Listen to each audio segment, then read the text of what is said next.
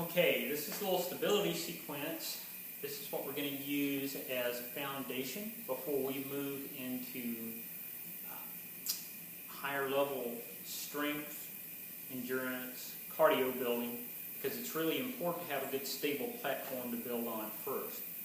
I use a model that is very reminiscent of human developmental sequence, and you'll see what I mean when we get going in this.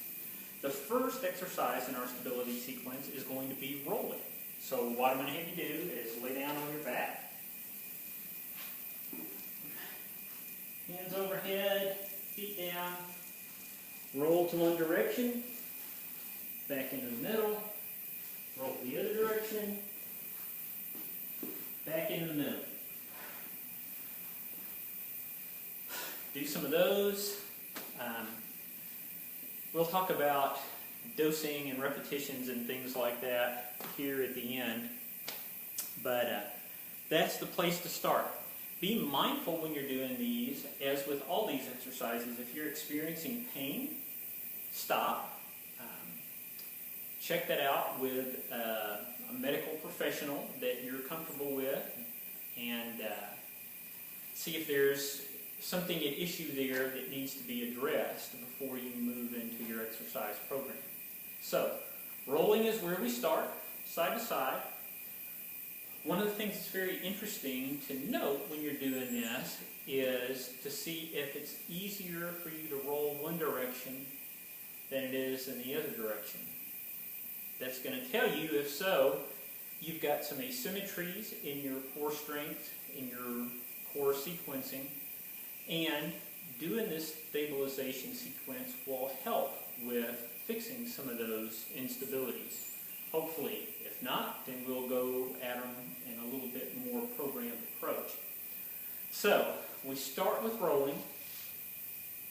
After a baby learns how to roll from its back onto its stomach and then come up on all fours, the next thing that you wait for them to do is to start crawling. Well, I guess they actually rock back and forth. We're going to use the rocking thing a little bit later, but we're going to do a movement that simulates crawling called the quadruped. This is great. It's a lot easier on your knees than crawling is, and it doesn't require nearly as much space. So in the quadruped, we're going to get down on all fours, nice straight torso, knees under the hips, hands under the shoulders. We're going to extend opposite arm and leg outward like this.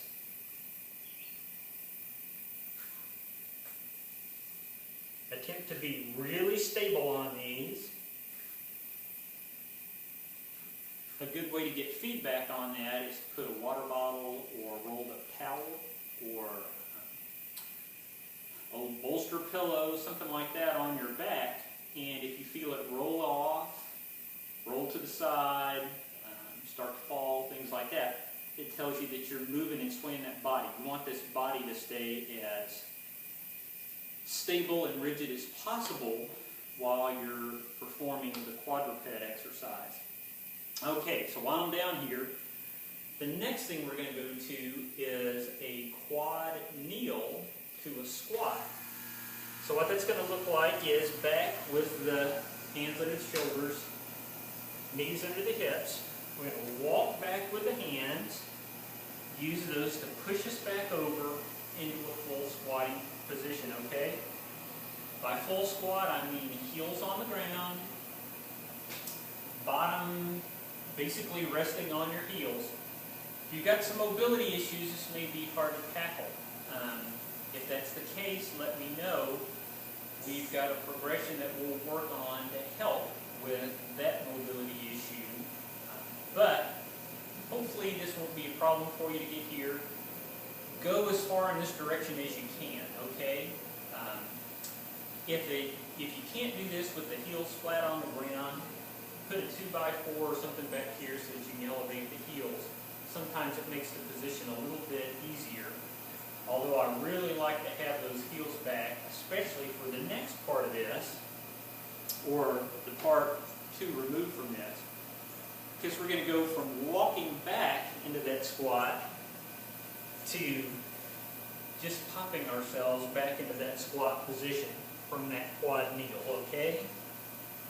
So that will be the next piece of that sequence, is the pop from the quad kneel back into the full squat. You probably guessed the next piece of the progression. Pop back, stand up. This is how your body learned to do squats. It didn't learn from putting a weight on the shoulders and going up and down. It learned from starting at the bottom, unloaded, and standing up. Especially on this, if you're experiencing knee pain or you're feeling an issue or a problem going on, you want to stop, you want to address that issue.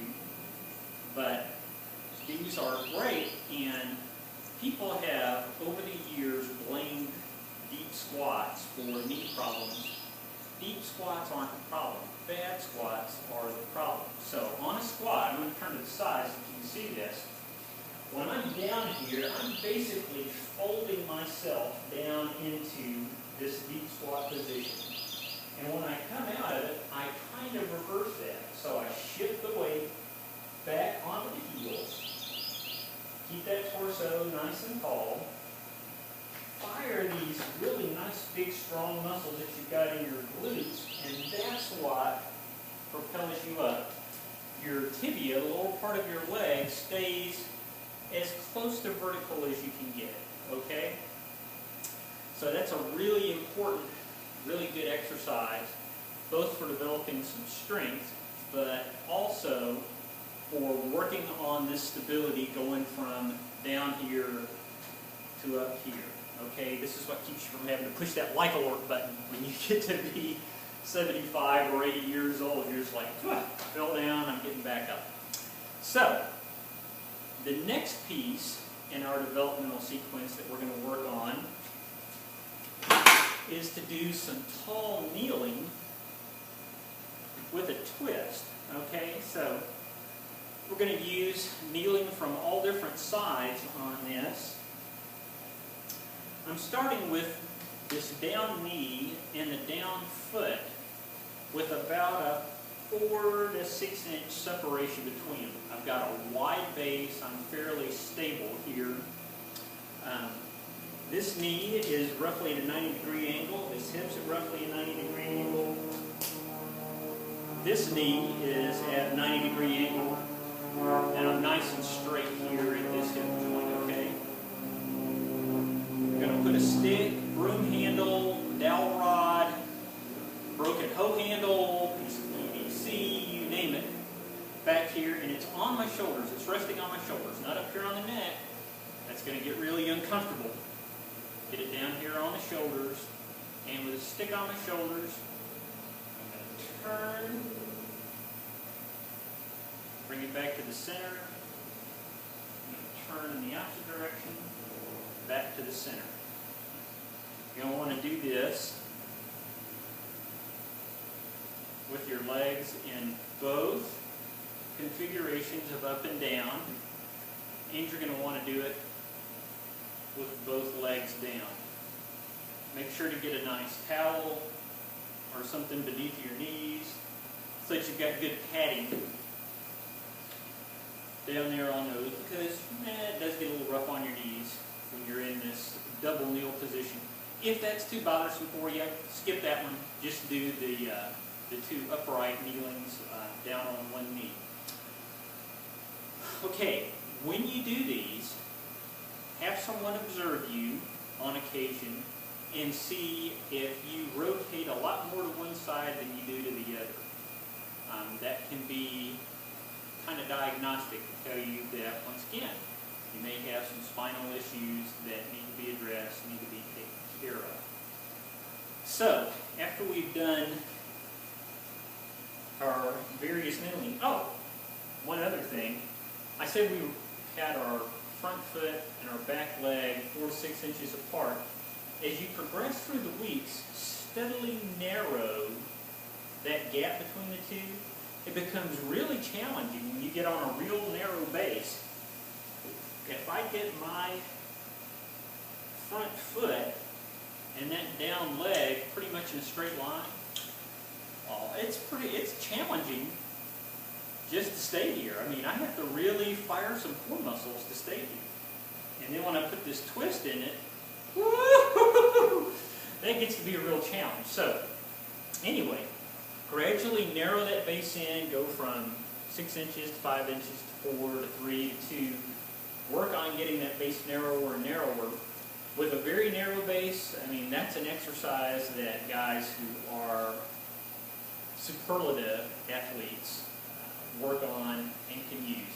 And just as an aside, if you're trying to lose some weight, when you're sitting around watching TV, rather than sitting in that big old recliner, do this. Get on the floor, those arms up, get nice and tall, bring them down, bring that leg in, try to get in line. Stay here doing this for 30 minutes. Obviously, you switch legs every once in a while. Your core muscles are almost continuously firing, almost continuously adjusting, making those little micro adjustments to be able to keep you up straight. You're going to burn calories at a lot higher rate. You're going to burn resting calories by assuming this kind of position. And I know trainers who use this with their clients and have really accelerated some weight loss by using that tall kneel. Okay, we're going to move from that to a reverse lunge. I like the reverse lunge. People tend to do them better than forward lunges. You want to keep a nice erect torso, and just like that down position that we had before, right angle, relatively straight angle, although we will induce a little bit of a backward angle and a little bit less of a 90. So the reverse lunge basically could be called a step back lunge as well. But I want you to really concentrate on staying nice and upright, nice and stable as you do those. I'm going to show you from the side.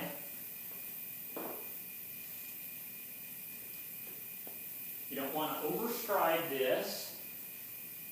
Some people think, oh, when I do lunges, if I take a big, ginormous step, it's better. It's not. It's actually worse. Okay, so that's what your reverse lunges look like. Then we up the ante on them a little bit in terms of a stability exercise. We're going to put that stick back here on our shoulders. Now when we do them, we're going to step back and twist in the direction of the leg that stays forward. Okay?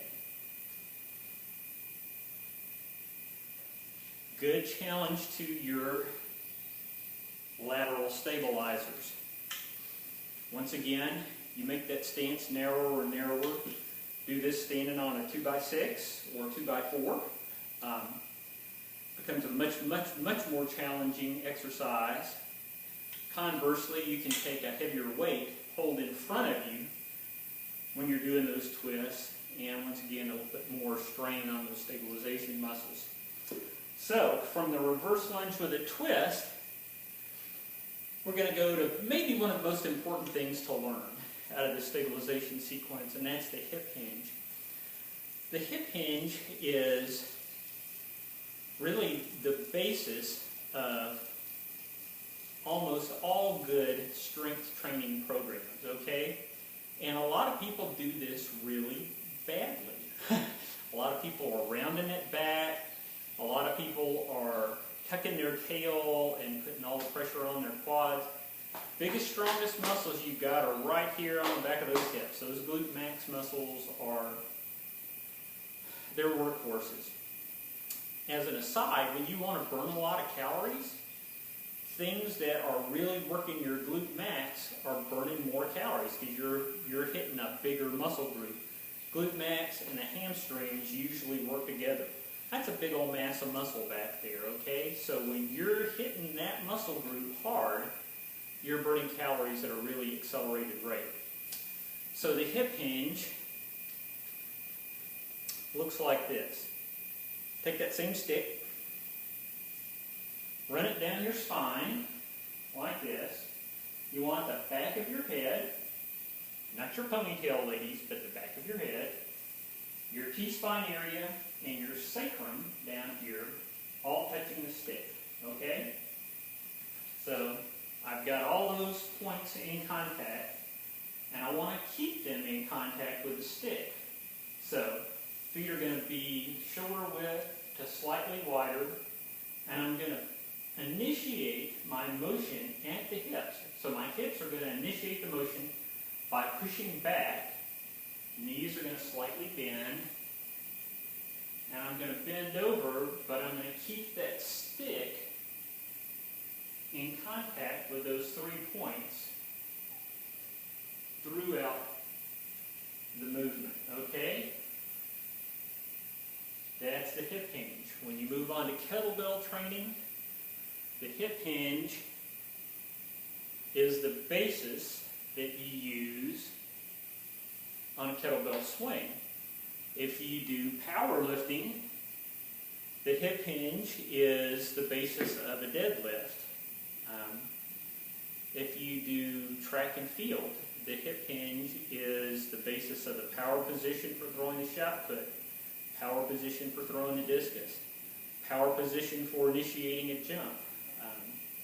Hip hinge is a very, very important thing to get right, and a lot of people don't do it properly. So using the stick as a little training aid will be really important.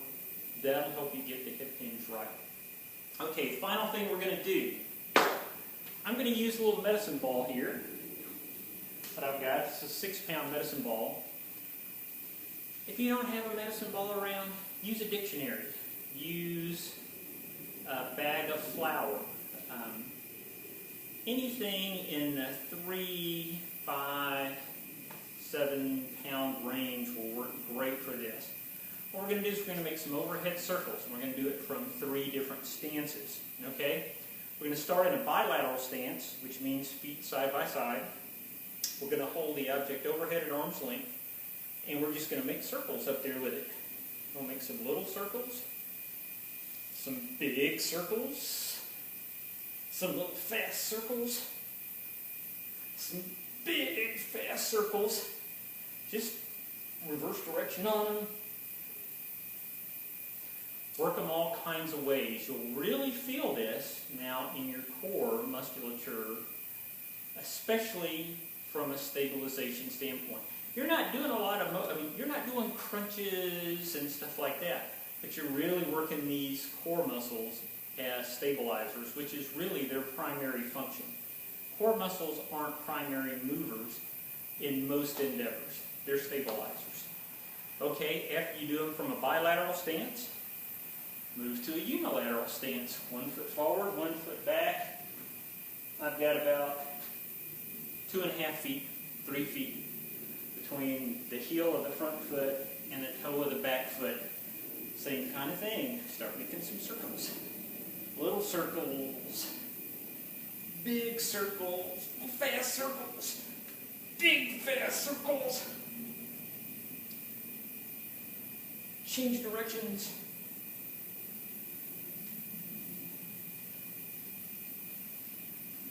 Change feet. Same kind of thing. Little circles, big circles, change directions. You can kind of have some artistry in this. Mix it up, big circles, little circles, fast, slow, that kind of thing. When you get through, you won't feel like a burn like you get if you're doing crunches or leg raises or something like that. But trust me, you're really making a strong core in the process of doing this. So that's the stability sequence I want you to run through. For this, do about 10 to 20 repetitions on all the exercises that have repetitions. As you progress from week to week, try to add some repetitions, try to add some time, always making sure that you're trying to have the absolutely best form you possibly can on all these. After doing this about 4 to 5 weeks, I think you'll see a really big improvement in your overall stabilization, both trunk stability, lateral stability, and rotational stability. Thanks.